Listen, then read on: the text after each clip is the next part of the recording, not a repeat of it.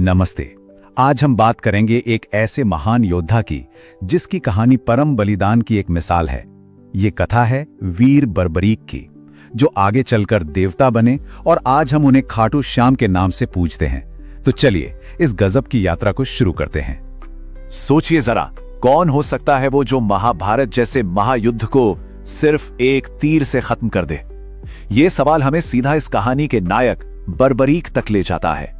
एक ऐसा योद्धा जिसके पास इतनी शक्ति थी कि वो अकेले ही इतिहास का रुख बदल सकता था, और यही कमाल की शक्ति इस पूरी कहानी की जड़ है। तो चलिए शुरू से शुरू करते हैं। हर महान नायक की कहानी की तरह इनकी कहानी भी एक असाधारण जन्म से शुरू होती है। आइए जानते हैं उनके दिव्य जन्म और उनके शक्तिशाली वंश के बारे में। तो बर्बरीक का वंश कोई छोटा मोटा नहीं था। वो सीधे सीधे पांडव राजकुमार भीम से जुड़ा था। वो भीम और हिडिंबा के बेटे महावीर घटोत्कच के पुत्र थे। मतलब ये तो साफ है कि वीरता तो उनके खून में ही थी। और उनका जन्म वो भी किसी चमत्कार से कम नहीं था। कहा जाता है कि पैदा होते ही वो एक झटके में एक वयस्क के आकार के हो गए। और उनका नाम बर्बरीक क्यों पड़ा? ये नाम उनकी दादी हिडिंबा ने रखा था, उनके घने बालों को देखकर, जो बिल्कुल बब्बर शेर की तरह थे। ये नाम ही उनके जन्मजात पराक्रम का प्रतीक था।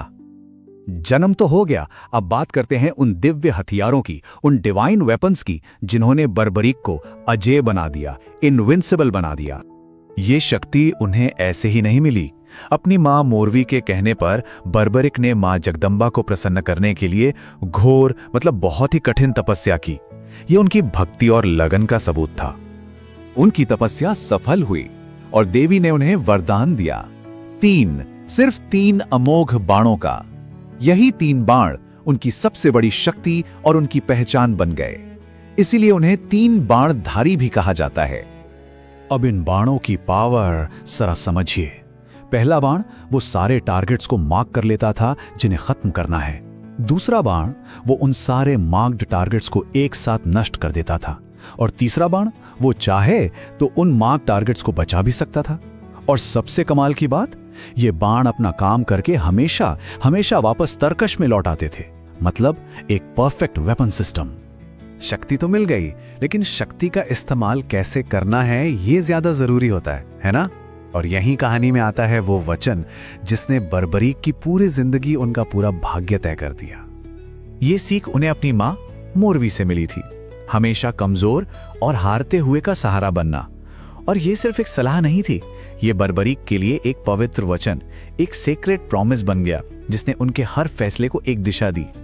तो जब महाभारत का ऐलान हुआ, बर्बरीक ने अपनी मां की इसी सीख को इस महायुद्ध में लागू करने का फैसला किया।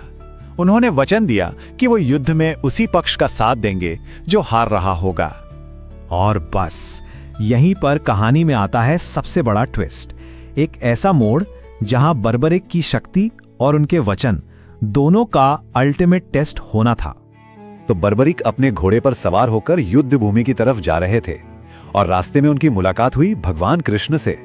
लेकिन कृष्ण अपने असली रूप में नहीं थे, वो एक ब्राह्मण का भेष बदल कर आए थे, ये जानने के लिए कि बर्बरीक के इरादे क्या हैं। बर्बरीक की शक्ति को परखने के लिए ब्राह्मण रूपी कृष्ण ने उन्हें एक चुनौती दे दी। उन्होंने कहा, अगर तुम इतने ही शक्तिशाली हो तो अपने एक ही बाण से पास के इस पीपल के पेड़ के सारे एक एक पत्ते को भेद कर दिखाओ। और फिर जो हुआ वो अद्भुत था। बर्बरीक ने ध्यान लगाया और बस एक तीर छोड़ दिया। वो तीर निकला और पलक झपकते ही पेड़ के हर एक पत्ते को भेदता चला गया। लेकिन कृष्ण ने एक चालाकी की थी।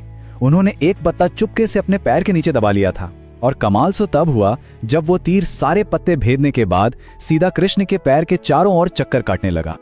तब बर्बरीक ने बड़ी शांति से कहा, हे विप्रदेव, अपना पैर हटा लीजिए। मेरे बाण को पत्ता भेदने का आदेश है, आपका पैर नहीं।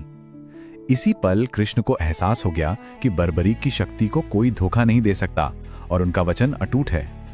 अब हम कहानी के उस हिस्से पर पहुंचते हैं जो बर्बरीक के अद्वितीय बलिदान और उनकी अटूट भक्ति को दिखाता है। ये कहानी का सबसे अहम मोड़ है।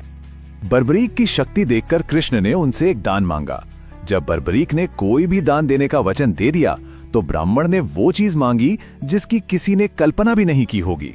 उन्होंने कहा, मुझे दान में तुम्हारा शीश चाहिए। ये सुनते ही बर्बरिक को एक पल में सब समझ आ गया। कोई साधारण ब्राह्मण ऐसा दान नहीं मांग सकता, ये जरूर कोई दिव्य पुरुष हैं। उन्होंने उस ब्राह्मण से प्रार्थना की कि वो अपने असली स्वरूप में सामने आए। और जब भगवान कृष्ण अपने असली रूप में आए तो बर्बरिक ने एक पल भी नहीं सोचा।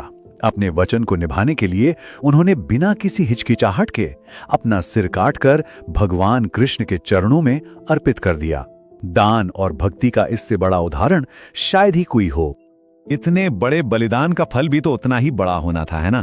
तो चलिए देखते हैं कि इस त्याग ने बर्बरिक को कैसे अमर बना दिया और देवत्व का वरदान दिया। कृष्ण ने बर्बरिक की आखिरी इच्छा पूरी की, जो थी महाभारत का पूरा युद्ध देखना। उन्होंने बर्बरिक के शीश को युद्ध भूमि के पास एक ऊंची पहाड़ी पर रख दिया। वहां से बर्बरिक ने पूरे 18 दिन का युद्ध देखा और युद्ध खत्म होने के बाद कृष्ण ने उनके इस महान बलिदान से खुश होकर उन्हें वरदान दिया, कलयुग में तुम्हें मेरे ही नाम शाम से पूजा जाएगा। और इस तरह कहानी जहां से शुरू हुई थी वहीं आकर पूरी हो गई। जो वचन उन्होंने अपनी मां को दिया था, हारे हुए का सहारा बनने का, वही उनके देवत्व का, उनके भगवान बनने का आधार बन गया। और आज भी वो हारे का सहारा बनकर ही पूजे जाते हैं। तो ये कहानी हमें एक बहुत गहरे सवाल पर लाकर छोड़ देती है। अगर सबसे बड़ी शक्ति हमेशा हारने वाले के साथ खड़ी हो जाए तो फिर जीत और हार का असली मतलब क्या रह जाता है?